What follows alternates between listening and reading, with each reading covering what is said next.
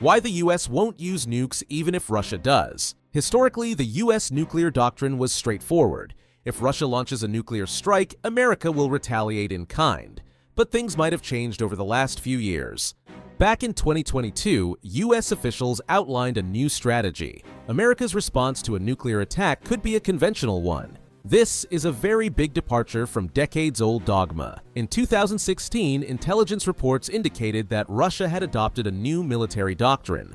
It's known as escalate to de-escalate. If Russia was losing in a war against NATO, it would go nuclear. But it would fire a small number of low-yield nuclear weapons.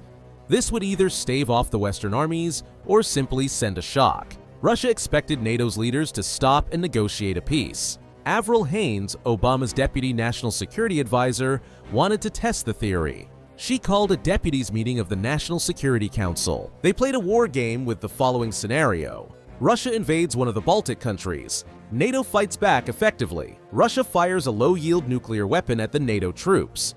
What do US decision-makers do now? At first, the generals in the room discussed a nuclear response. But then, Colin Kahl, Vice President Joe Biden's national security advisor, intervened.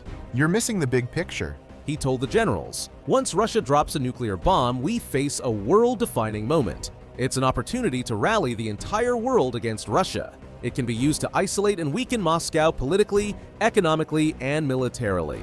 If we fire back with nukes of our own, we would forfeit that leverage. So Kahl suggested we should continue and step up the conventional war. We would win that one. After a lengthy discussion, a consensus emerged. The US should respond just with stepped-up conventional military operations.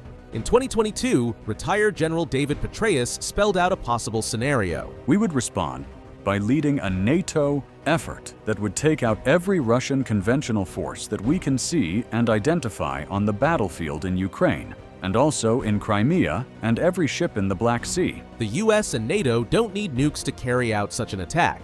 US nukes would have no suitable targets. They might not end the war. In fact, they might escalate it further.